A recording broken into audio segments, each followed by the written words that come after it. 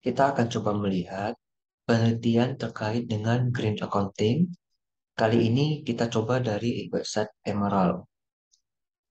Setelah saya ketik kata kunci Green Accounting, tadi yang muncul memang ada beberapa, tapi itu tidak open access. Nah, setelah saya sortir dan open access, yang muncul malah agak aneh ini. Pertama, blockchain accounting. Ini saya skip. Exploring the theory is king juga saya skip. Ini juga saya skip. Ini memang tidak tulis green accounting, tetapi dia membahas environmental cost. Ya sudah, kita anggap saja green accounting. Ini saya tidak tahu termasuk accounting atau tidak. Ini juga saya skip. Rhinoceros ini kan badak bercula. Extinction accounting. Yang punah gitu ya.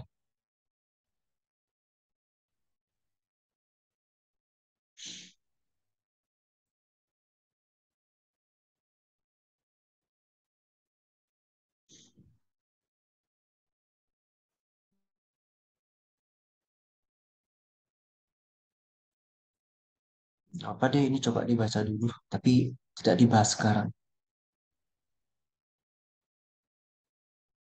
Jadi dari beberapa ini sudah saya sortir. Kayak ini environmental disclosure masuk green accounting juga. Kalau ini ini ada EA ya. Jadi yang ada kaitan dengan lingkungan aja yang saya bahas. Ini yang extension accounting saya nanti aja, bukan sekarang. Kemudian ini konsep of remuneration and management behavior evaluation in Indonesia. Biasanya Emerald nggak begini ya, tapi mungkin ini belum diubah. Oh, ini 2017. Biasanya Emerald dia khusus bentuk template-nya. Kita baca abstrak, akuntansi lingkungan praktiknya telah berkembang secara cepat di beberapa negara dan memiliki dampak positif terhadap organisasinya.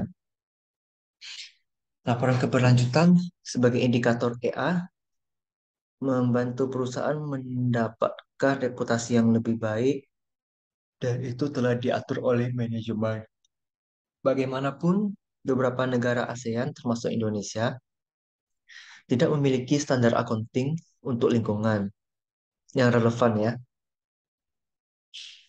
Praktik EA itu belum terlalu dikenal di Indonesia, walaupun secara internasional sudah ada standar yang mengatur aspek lingkungan seperti GRI. Aspek lain di GRI itu adalah remunerasi. Remunerasi adalah bagian dari biaya personel di mana sebuah motivasi tentang efek positif dari praktik EA untuk uh, disclose management concern itu seperti pengungkapan manajemen itu. Penelitian ini memperkenalkan sebuah alat untuk mengevaluasi sebuah struktur remunerasi dan konsistensi dari praktik EA dalam laporan keberlanjutan. Berarti kalau dari abstraknya ini sepertinya yang dibahas GRI, praktik tata kelola ya. Karena ada remunerasi ini tata kelola. Kalau ini behavioral accounting ya, manajemen behavioral evaluation ini. Kita lihat fenomenanya. Kata lingkungan ini adalah dimensi yang penting dalam hidup kita. Limitasi dari pertumbuhan ekonomi disebabkan oleh degradasi lingkungan. Oke, berarti fenomenanya degradasi lingkungan. Pengungkapan informasi akuntansi lingkungan adalah proses kunci dalam kinerja berkeberlanjutan. Oke, bagaimanapun kinerja EA ini di beberapa negara tidak memiliki standar akuntansi untuk akuntansi lingkungan, sehingga akan sulit untuk menjaga praktik keberlanjutannya. Isunya ini ada dua elemen. Yang pertama, manfaat dari akuntansi lingkungan dalam relasi terhadap praktik manajemen, di mana EA itu harus diakui dan diukur. Ini prinsip pengakuan dan pengukuran ya dalam akuntansi. Nanti di akuntansi lingkungan juga harus ada hal seperti itu. Kemudian, dampak dari manajemen yang menguntungkan terhadap interrelationship ev- evaluasi evaluasi interhubungan berarti ya kalau diartikan antara remunerasi dan laporan keberlanjutan. Mengukur kemanfaatan dari EA. Di agenda 21 ini tertulis bencana alam menyebabkan eh, apa bahasa sopan dari ini ya, kehilangan jiwa ya, disrupsi atau gangguan ya dari aktivitas ekonomi dan produktivitas masyarakat secara spesifik susceptible highly low income groups, orang yang tingkat pendapatan ekonomi yang rendah, eh, dampak lingkungan seperti kehilangan kesuburan tanah untuk agrikultur dan kontaminasi sumber air dapat menyebabkan pengaturan ulang mayor untuk populasi. Manfaat yang menguntungkan untuk menyadari stakeholder eksternal dan internal ini under financial accounting disclose ketika penerima manfaat internal dikelola oleh akuntansi manajemen. Jadi pelakunya di sini harusnya adalah seorang akuntan manajemen. Salah satunya yang memang bisa fokus atau spesifik di lingkungan.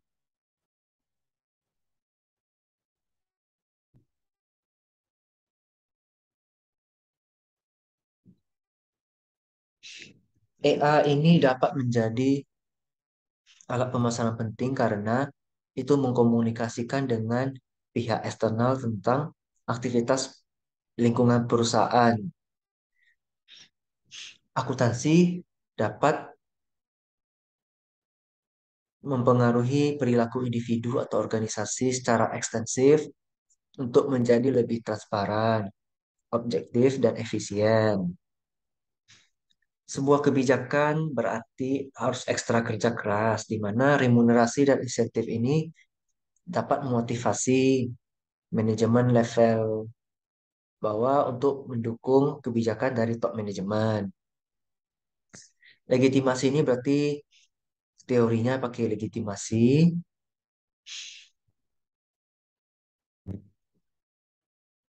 Ini, nah, ini evaluasi dan remunerasi. Remunerasi ini tujuannya supaya manajemen bisa mendisclose, bisa mengungkapkan tentang akuntansi lingkungan berupa kebijakannya ya. Baru nanti berupa hasilnya kinerja. Kinerja dievaluasi, baru nanti remunerasi lagi. Ini menjadi sebuah siklus yang sangat menarik untuk dikembangkan. Dampak remunerasi ke perilaku manajemen. Struktur remunerasi di bawah panduan GRI itu ditentukan tanpa standar membantu. Berhubungan dengan insentif, peneliti ini menginvestigasi interaksi antara proses kognisi, kinerja, dan insentif menggunakan U-test. Saya kurang tahu U-test itu apa.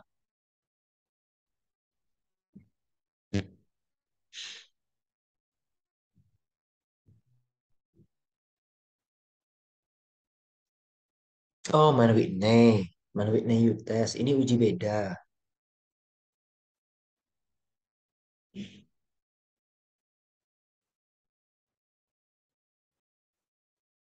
Ini uji beda berpasangan.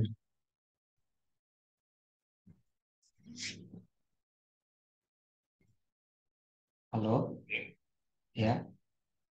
Ini panitia Iko Bima. Iya benar. Itu acaranya di mana? Misalnya online, online. Ya.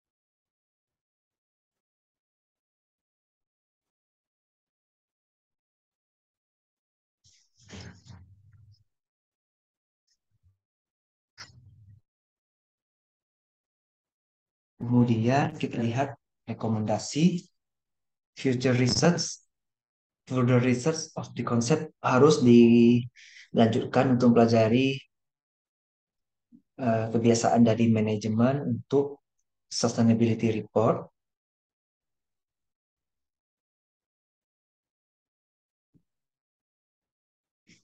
Ini dapat diasosiasikan dengan motivasi untuk remunerasi.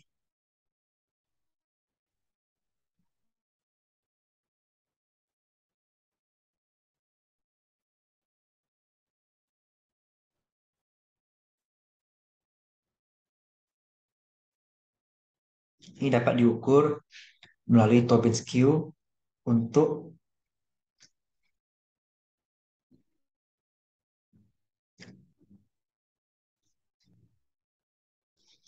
menilai tingkat remunerasi diasosiasikan dengan kinerja.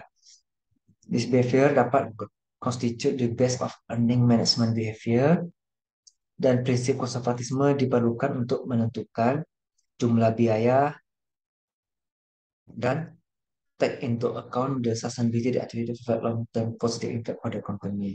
Ini bagus. Cuman belum ada nampak future research ini ya. Ini langsung recommendation. Gak apa-apa, kita lanjut. Artikel berikutnya tentang environmental disclosure.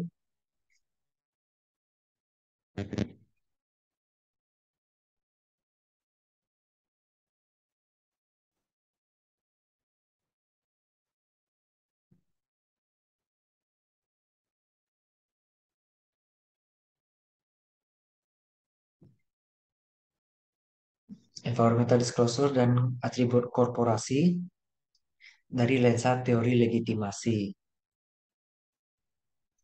Analisis longitudinal untuk negara berkembang.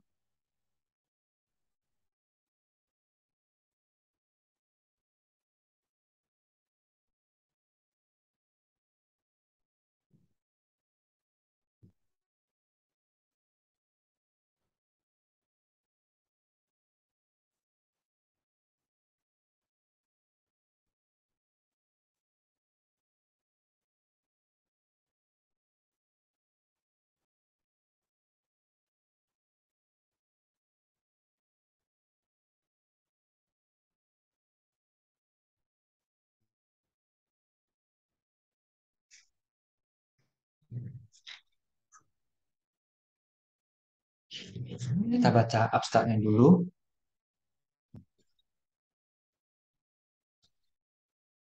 Paper ini mengevaluasi perpanjangan dan kualitas dari laporan lingkungan, mengikuti sebuah analisis longitudinal, dan menutupi sebuah spektrum yang luas dari industri dalam satu frame.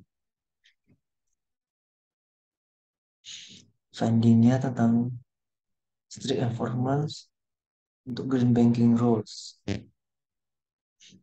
Novelty-nya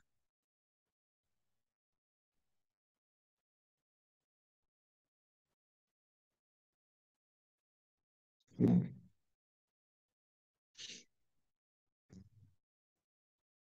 kualitatif ya karena dia pakai research question.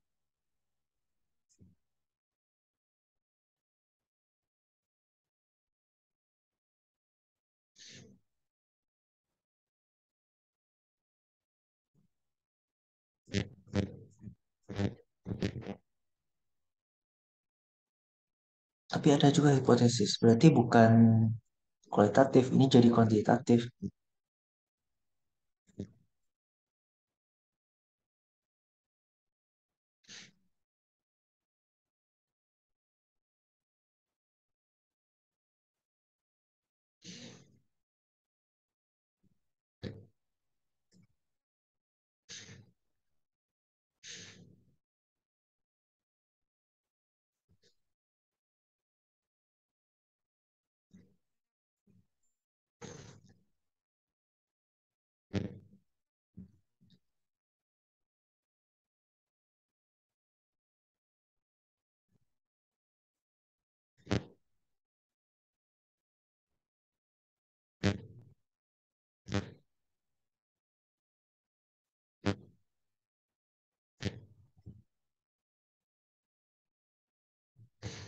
Saya tertarik di variabel ini HRD.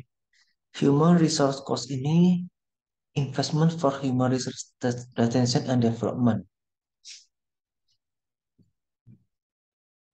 Investasi untuk retensi dan pengembangan sumber daya manusia. Pelatihan dan pengembangan kalau di Indonesia ya.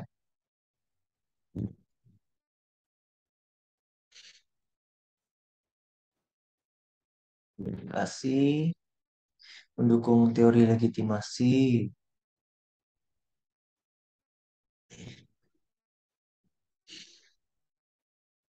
Future risetnya R-score-nya masih rendah. Ini menandakan variabel vital harus dipertimbangkan lagi.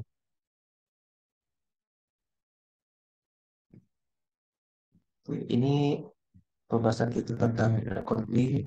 Semoga dapat membantu teman-teman yang ingin melakukan penelitian dengan topik green conflict. Semoga di pembahasan berikutnya bisa membahas green accounting lebih jelas lagi. Terima kasih dan sampai jumpa di pembahasan artikel berikutnya.